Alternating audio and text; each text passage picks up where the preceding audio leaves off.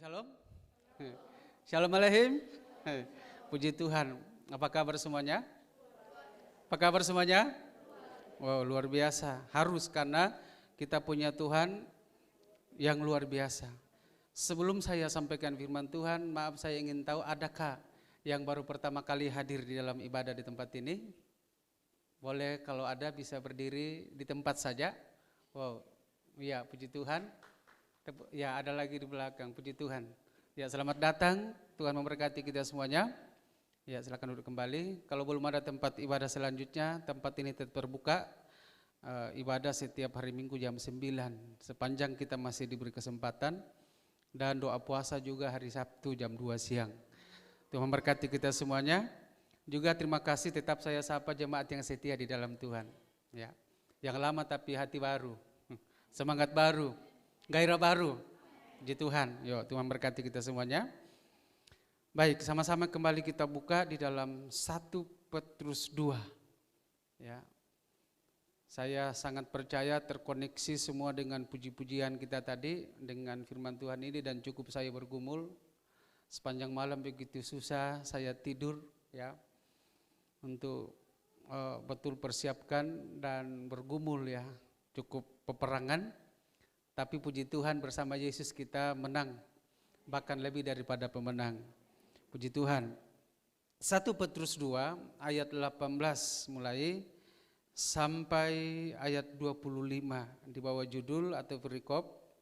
Lembaga Alkitab Indonesia memberikan judul perikop yaitu penderitaan Kristus sebagai teladan. Sebagai apa? Sebagai apa? Teladan.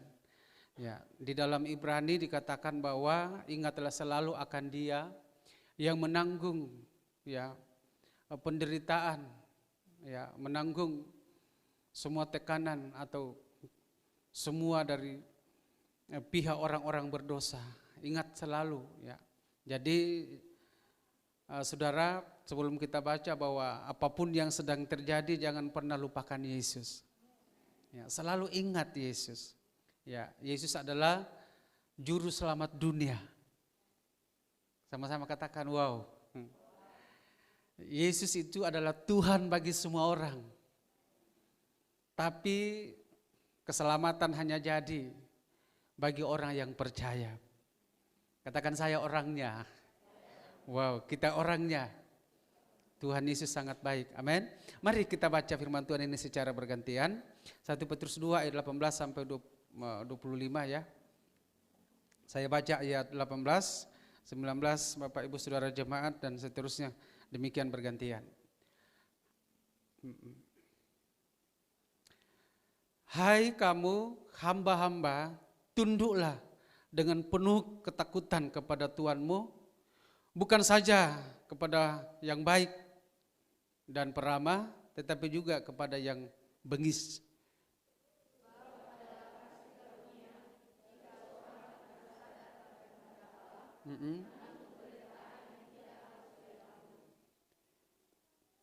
Sebab dapatkah disebut pujian jika kamu menderita pukulan karena kamu berbuat dosa? Tetapi jika kamu berbuat baik dan karena itu kamu harus menderita, maka itu adalah kasih karunia kepada Allah.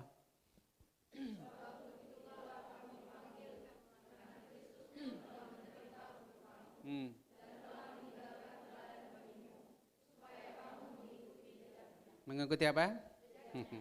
Ia tidak berbuat dosa dan tipu tidak ada di dalam mulutnya.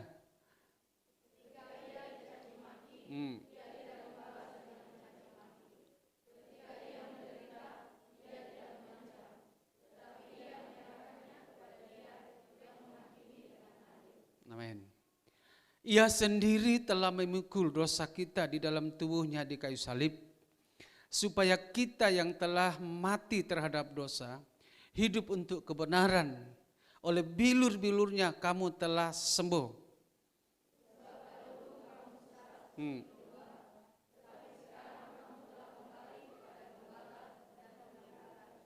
Ayat 24 sama-sama sekali lagi kita baca.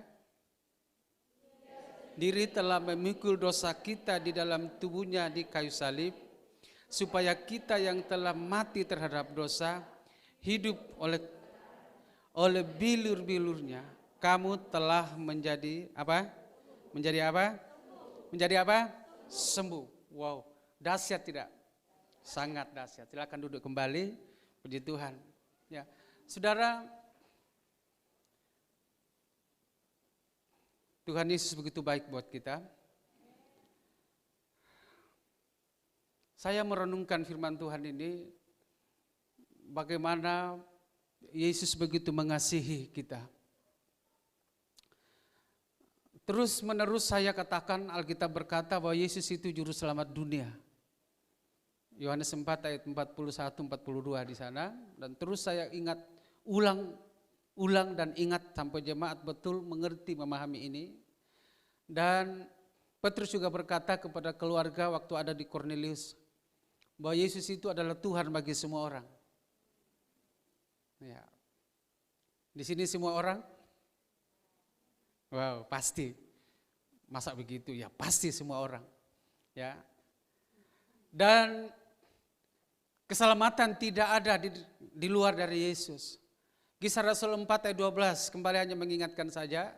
Saya angkat ini nanti lalu kemudian kita temukan betapa tidak kita harus dan terus bersyukur atas semua itu. Kisah Rasul 4 ayat 12 dikatakan bahwa di bawah kolong langit ini, ya, artinya di atas muka bumi semua, ya, yang namanya di bawah kolong langit. Ya, enggak apa-apa ditampilkan dulu ayat ini. Kisah Rasul 4 ayat 12.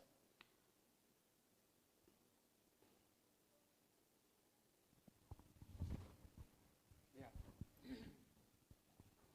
Kita baca sama-sama, yuk. 2, 3.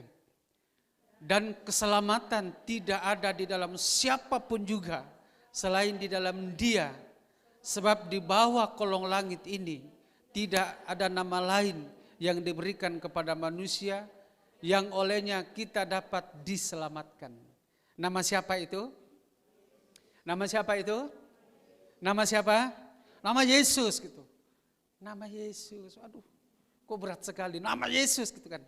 Amin.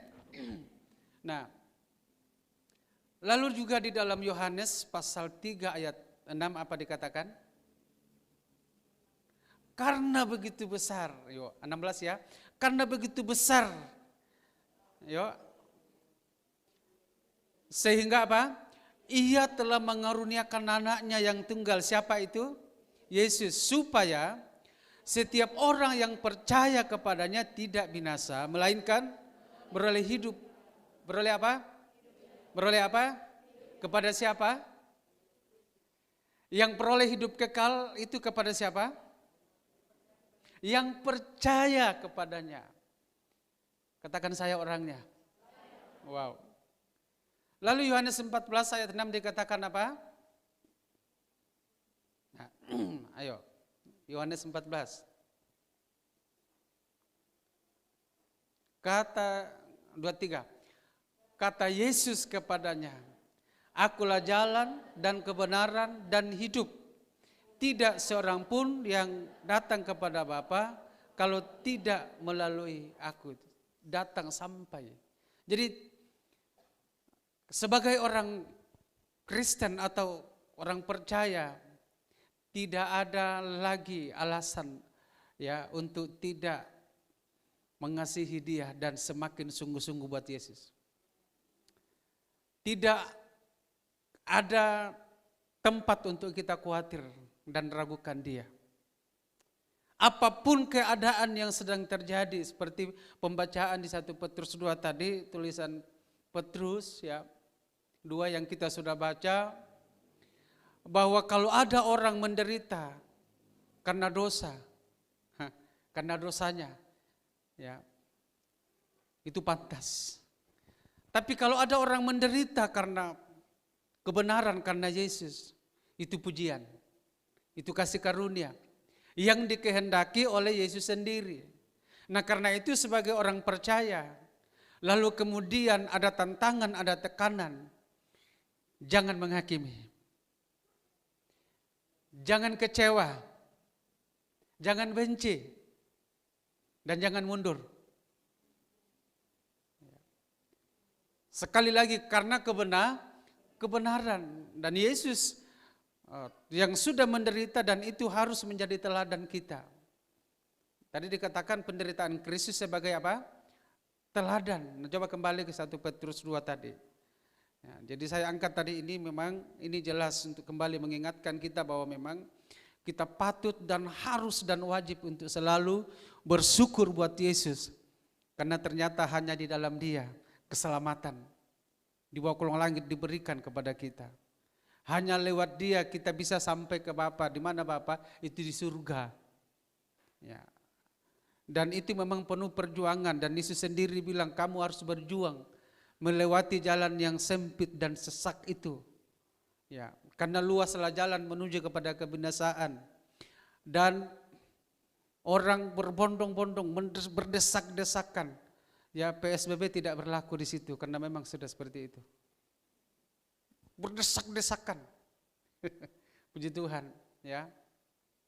Dan PSBB memang kita harus terus lakukan, yaitu kita harus pasang jarak bahkan menjauhi dosa. Puji Tuhan, ya. Nah,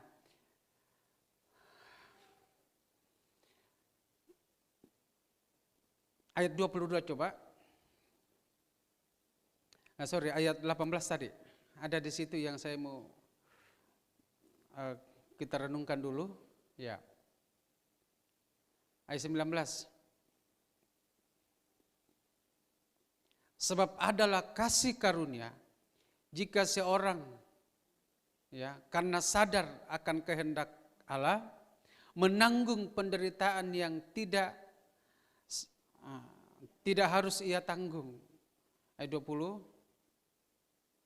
Sebab dapatkah disebut pujian jika kamu menderita pukulan karena kamu berbuat dosa.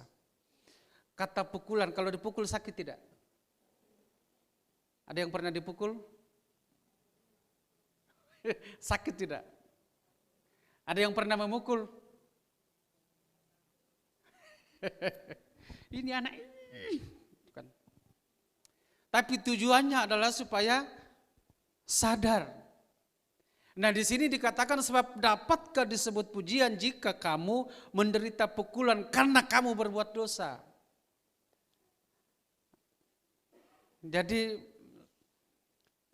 saya mau bahas dulu sedikit tentang dosa. Ya, saya suka dengan kata-kata ini. Orang yang sadar bahwa di balik perbuatan dosa ada hukuman. Orang itu tidak akan pernah mau berbuat dosa.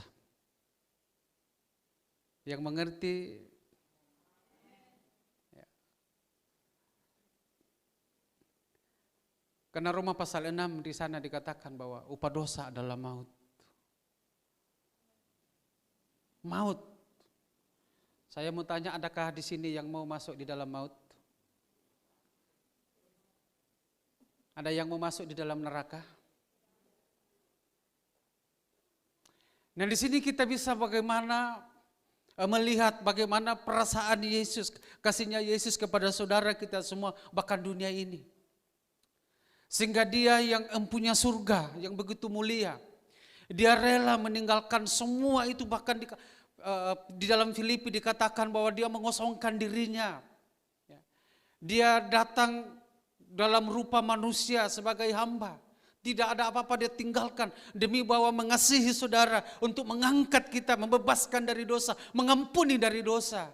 Kenapa? Karena dosa adalah maut. Yesus menghendaki supaya semua diselamatkan. Yesus tidak mau supaya jangan ada yang binasa. Tetapi bagaimana respon, bagaimana komitmen, bagaimana kita buka hati, bagaimana kita percaya. Dan ini harus betul-betul tertanam di dalam hati. Ada bahasa hamba Tuhan yang saya boleh kutip, harus tertancap di dalam hati. Ya. Tertancap. Sehingga kalau tertancap, tertanam, itu tidak bisa digeser oleh apapun. Ya. Kecuali saudara-saudara sendiri yang menggesernya. Ya. Ada pukulan di dalam berbuat dosa. Sudah dipukul lagi, maut lagi. Ya.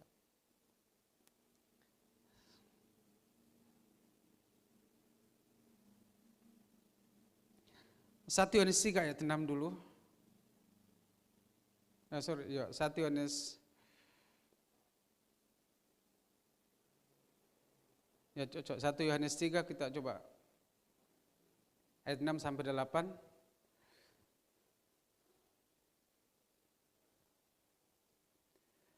Ya. 2-3. Karena setiap orang yang tetap berada di dalam Dia, yaitu Yesus, tidak berbuat dosa lagi. Setiap orang yang tetap berbuat dosa tidak melihat dan tidak mengenal Yesus. Ayat 7. Anak-anakku, janganlah membiarkan seorang pun menyesatkan kamu. Barang siapa yang berbuat kebenaran adalah benar, sama seperti Kristus adalah benar. Ayat 8. Barang siapa yang tetap berbuat dosa. Dari mana? Sebab iblis berbuat dosa dari mulanya. Untuk inilah, yaitu supaya, itu dia. Siapa yang tetap berbuat dosa berasal dari mana? Iblis. Karena kita akan perjamuan kudus, jadi saya pertegas ini. Ya.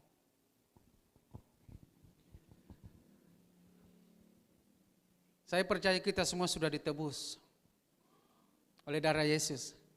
Amin. Tetap saja ini dulu di 1 Petrus 2 ayat 24 tadi. Ya. Dia sendiri telah menanggung semua dosa kita di kayu salib di dalam tubuhnya. Melepaskan kita semuanya. Dan itulah sebabnya kita harus hidup benar. Kalau tidak hidup benar berarti berasal dari iblis. Orang yang tidak hidup benar selalu berbuat dosa, terus berbuat dosa, berasal dari iblis. Maka ada tantangan seperti ini. Ya. Di dalam dunia ini kan hanya ada 2 jalan. Lagu sekolah minggu saya masih ingat. Di dalam dunia ada 2 jalan, lebar dan sempit. Mana kau pilih? Yang lebar api,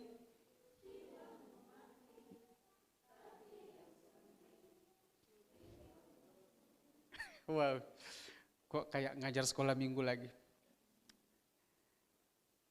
Lebar itu tadi apa? Jiwanya apa? Mati. Kalau sempit jiwanya selamat. Nah karena itu begini. Keselamatan sudah diberikan untuk kita semuanya. Dan olehnya kita ada di sini bersama-sama. Wow. Amin. Ya. Sekali lagi keselamatan sudah diberikan dan kita sudah diselamatkan bukan karena perbuatan baik kita. Itu kasih karunia. Ya, kasih karunia. Tetapi kalau ada dan kalau masih ada pribadi-pribadi yang masih mau terus main-main dan hidup di dalam dosa, itu berasal dari barang siapa yang tetap berbuat dosa, tetap berasal dari iblis.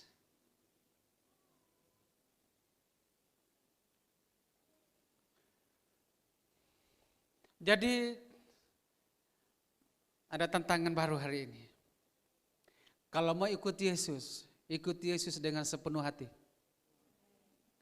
Ikut Yesus artinya hidup benar. Artinya apa? Hidup benar. Tetap ditahan ini 1 Petrus 2 tadi ayat 24. Ya. Ada satu orang bisa baca? Yang 1 Petrus tetap ditahan ini. Ayat 24 tadi. Kata semua baca tetap ditahan di Alkitab kita masing-masing ya. Yang di rumah-rumah juga. 1, 2, 3.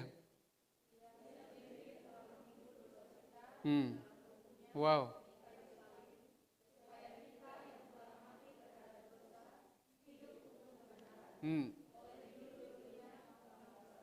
Orang yang sudah ditebus, orang yang sudah diampuni, orang yang sudah diselamatkan, hidup untuk apa?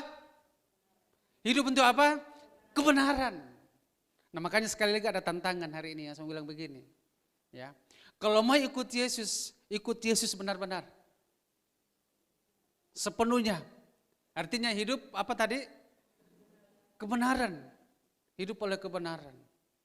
Kalau tidak, kalau mau ikut setan sepenuh hati. Ada? Siapa orang yang ikut setan? Orang yang masih tetap berbuat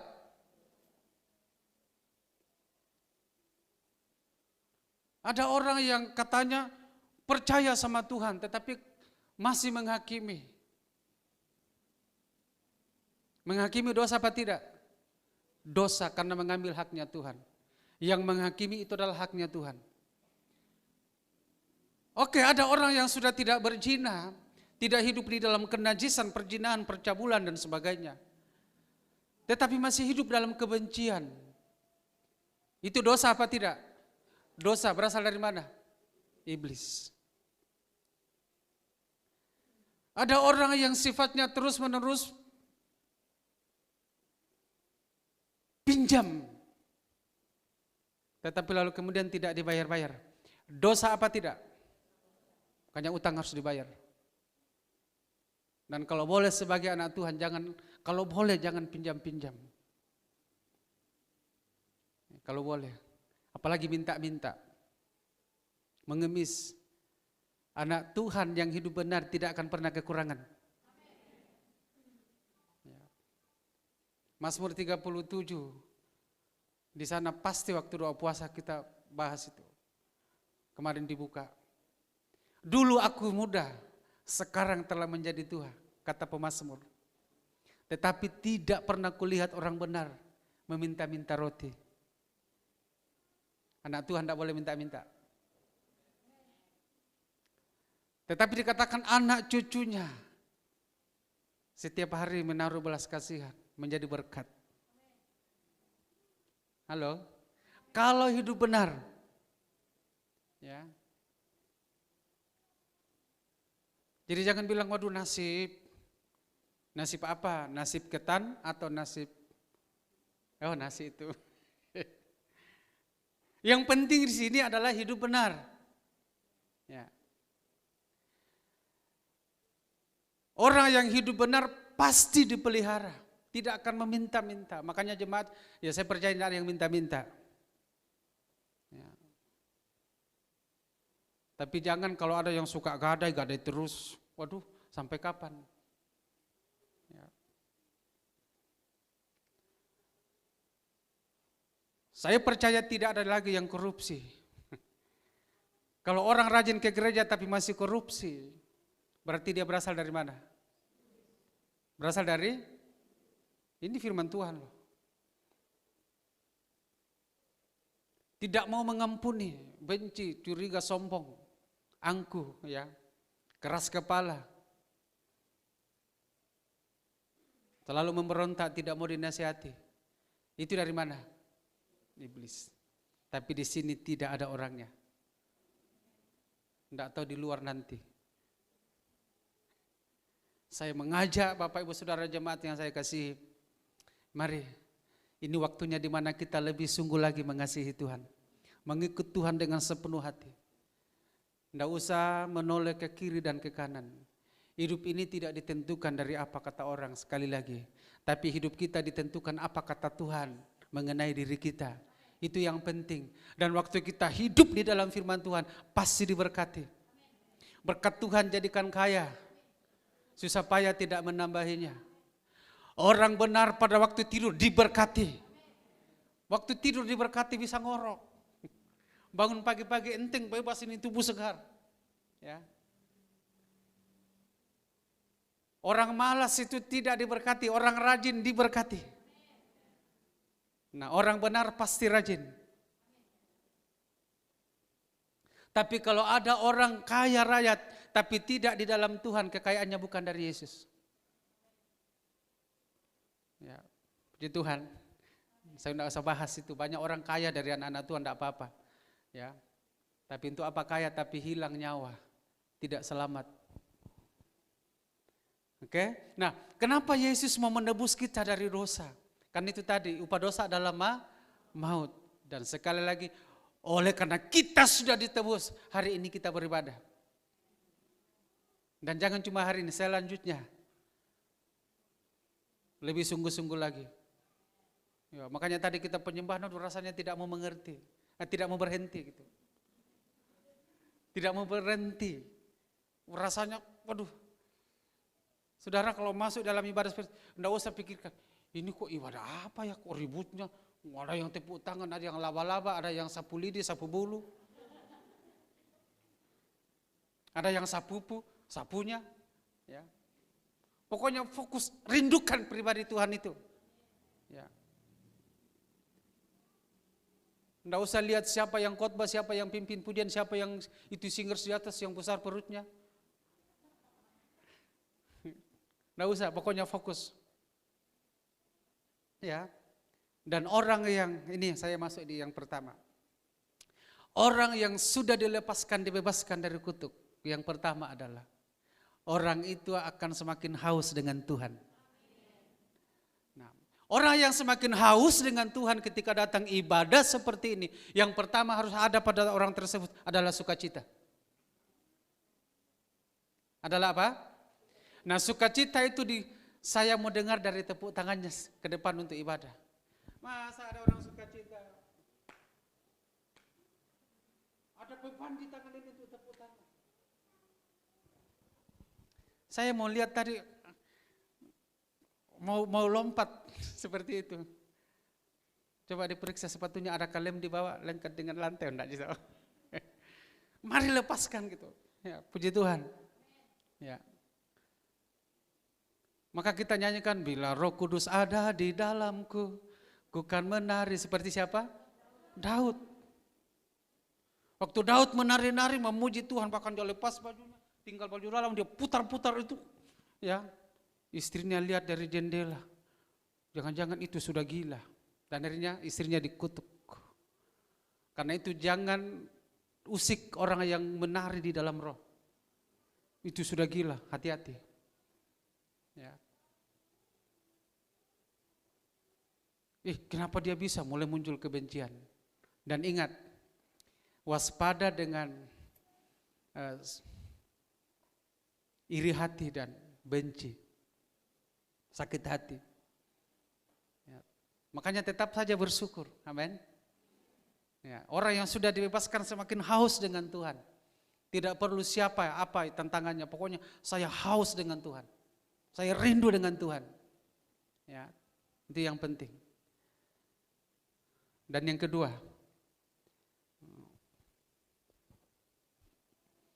orang yang sudah dilepaskan, dibebaskan dari kutuk. Dan orang yang sudah diampuni dosanya. Di 1 Petrus 2 tadi, ya, tidak akan pernah mau, ya, balas caci maki dengan caci maki. Amin. Coba kembali ke Petrus. Ini sudah jelas ya, siapa yang tetap berbuat dosa berasal dari iblis. Dan di sini kita semua berasal dari surga. Karena kita sudah dilepaskan, kita sudah dibebaskan, ya, dan kita sudah ditetapkan. Nah, ketika ia dicaci maki, ia tidak membalas dengan apa? Caci maki. Ketika ia menderita, ia tidak mengancam, tetapi menyerahkannya kepada Dia yang menghakimi dengan adil. Jadi jangan lagi ada yang caci maki dengan caci maki. Tetangga bilang, kucing kamu balas, kamu meong. Jadi kucing, mana yang benar di situ? Kucing apa meong? Dua-duanya. Jadi kalau dua-duanya kucing berantem apa? Saling cakar. Berasal dari mana? Wow, mantap. Ya. Jangan hakimi kalau orang buat dosa. Karena di sini dikatakan, ia tidak mengancam. Tunggu ya pembalasanku. Wow. Sampai mati pun aku tidak akan ampuni. Ingat ya, waduh. Tapi di sini sudah tidak ada. Semua sudah bertobat. Amin. Yang tegas aminnya. Kalaupun belum sepenuh hati. Roh Kudus tolong. Nah, berikutnya dikatakan tetapi ia yaitu Yesus menyerahkan kepada yang apa? Menghakimi dengan adil. Nah, orang yang selalu mencari Tuhan seperti itu. Mungkin dicaci maki, mungkin ada haknya kita diambil. Tuhan kuserahkan semuanya. Ya. Tolong saya Tuhan, bela saya Tuhan. Serahkan kepada yang adil. Karena kita punya pembela di surga dan di bumi. Siapa namanya? Yesus. Adil. Ya. Adil. Kalau manusia itu tidak adil. Kalau di pengadilan siapa yang kuat, siapa yang punya uang itu yang menang. Ya, masih ingat beberapa waktu lalu saya kirim renungan seperti ini. Kalaupun dia orang miskin tapi hidup di dalam dosa, jangan dibela. Tapi dia miskin, biar miskin kalau hidup dalam dosa, jangan dibela. Hidup di dalam dosa. Kalaupun dia orang kaya tapi hidup di dalam dosa, jangan dibenarkan. Nah, kebenaran lah yang menjadi pembela, mau kaya, mau miskin. Kalau dia tidak benar, kita harus benar. Harus adil maksudnya. Harus apa? Adil. Karena orang yang tidak adil tidak mendapat bagian dalam kerajaan surga. 1 Korintus 6 ayat 9. Kembali coba diingatkan itu. 1 Korintus 6 ayat 9.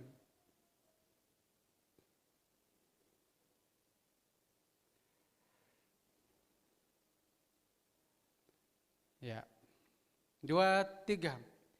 Atau tidak tahukah kamu bahwa orang-orang yang tidak adil tidak mendapat bagian dalam kerajaan Allah, jangan sesat, dan seterusnya ke bawah.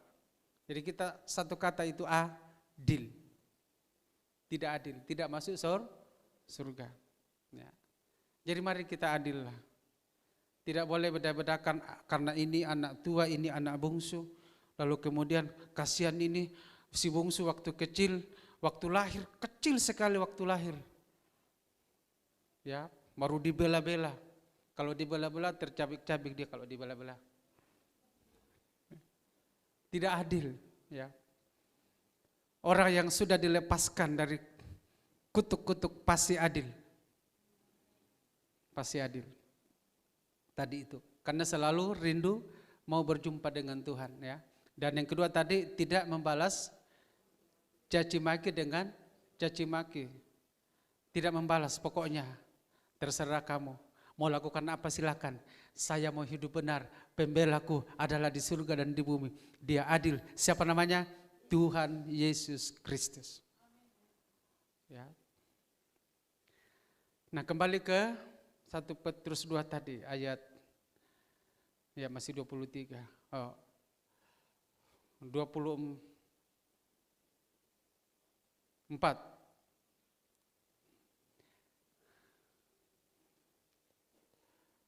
Bagian terakhir dikatakan orang yang sudah dilepaskan ya dari dosa harus tetap hidup di dalam kebenaran. Karena dikatakan di sini hidup untuk kebenaran. Yang saya bilang begini, harus tetap hidup di dalam Kristus. Kolose pasal 2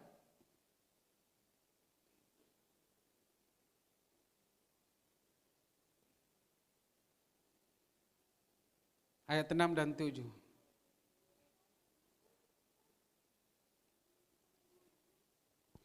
Ya. Tetap di dalam Kristus, ya. Itu yang saya bilang tetap hidup benar. Ayat 6 sampai 7.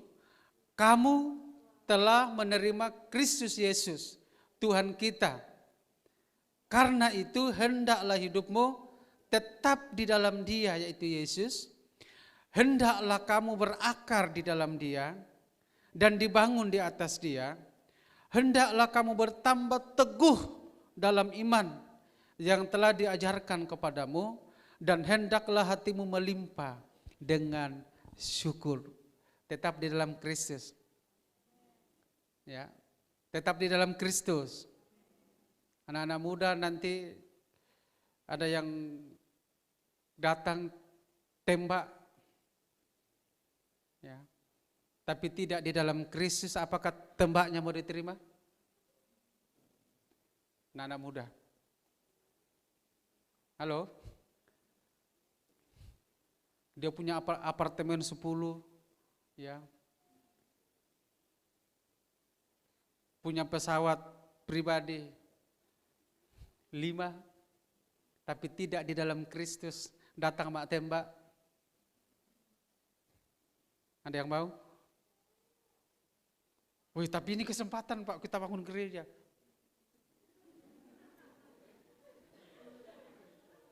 Tapi tidak di dalam Kristus.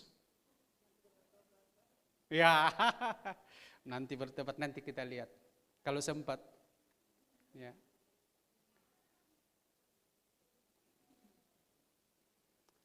Nggak usah takut lah. Sekarang ini saudara-saudara orang hebat. Kenapa tidak?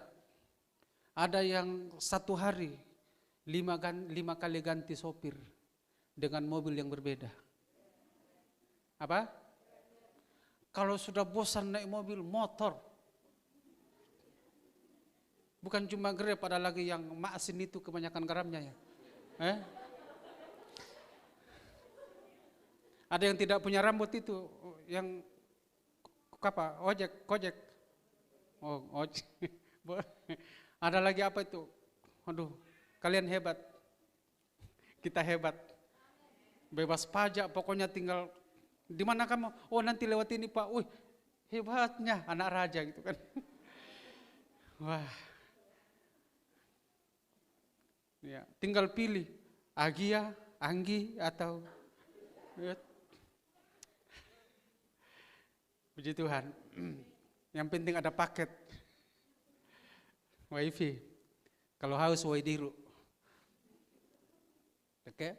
Nah, yang terakhir, orang yang sudah dibebaskan, ya, pertahankan hidup kekal.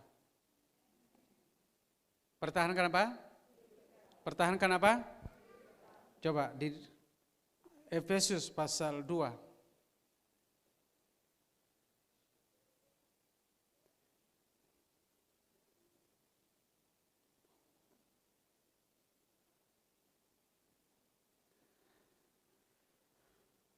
Ayat 1 dan 2. Nanti saudara di rumah baca semua satu perikop ini ya, karena kita mau perjamuan kudus. Efesus pasal 2, ayat 1 dan 2. 2, 3. Kamu dahulu sudah mati karena pelanggaran dan dosa-dosamu. Apa? Dulu sudah sekarang hidup. Semua hidup? Hidup. Ya. Ayat 2, kamu hidup di dalamnya, di dalam dosa tadi kan. Karena kamu mengikuti jalan dunia ini. Karena kamu mentaati penguasa kerajaan angkasa, yaitu roh yang sekarang sedang bekerja di antara orang-orang durhaka. Ayat 3, sebenarnya dahulu kami semua juga terhitung di antara mereka. Ketika kami masih hidup di dalam hawa nafsu daging dan menuruti kehendak daging dan pikiran kami yang jahat, pada dasarnya kami adalah orang-orang yang harus dimurkai sama seperti mereka yang lain. Tetapi ayat 4, wow, kasih besar yang dilimpahkannya kepada kita telah menghidupkan kita bersama-sama dengan Kristus, sekalipun kita telah mati oleh kesalahan-kesalahan kita, oleh kasih karunia kamu diselamatkan. Lompat saja di ayat 8 dan ayat 9 ya. Sebab kasih karunia kamu diselamatkan oleh iman, itu bukan hasil usaha, tetapi pemberian Allah.